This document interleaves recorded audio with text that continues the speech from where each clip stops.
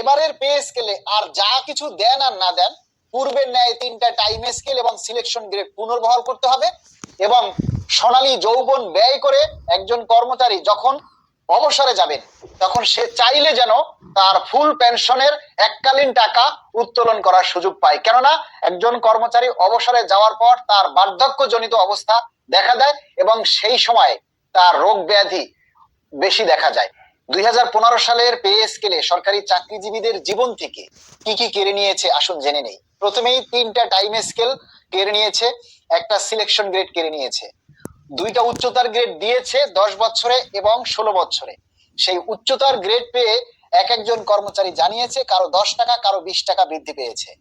এবং একজন সরকারি কর্মচারী যে টকবগে যৌবন নিয়ে চাকরিতে প্রবেশ করে সেই সোনালী যৌবনটা, এই যে রূপ যৌবন সম্পূর্ণটা রাষ্ট্রের উন্নয়নের সেবায় ব্যয় করে অবসরে যাওয়ার সময় একজন মানুষ খালি হাতে বাড়ি যায়।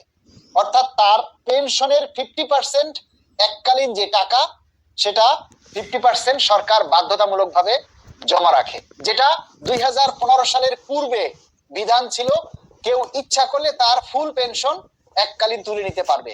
কিন্তু 2015 সালে সেই বিধান বাতিল করে 50% পেনশন সরকারের কাছে জমা রাখতে বাধ্য করা হয়েছে।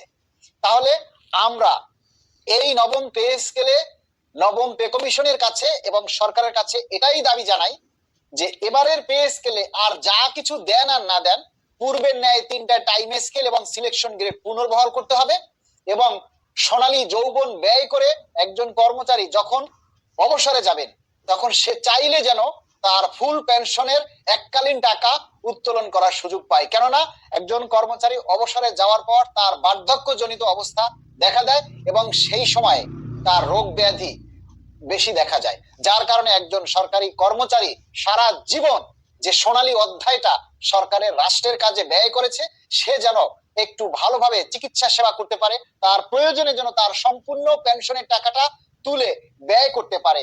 এই সুযোগটা পুনর্বহালের জন্য সরকারের কাছে আমরা পুনর্বয় দাবি জানাচ্ছি এবং জোরভাবে এই দাবিটা আপনারা সবাই উত্থাপন করবেন এবং প্রচার করবেন।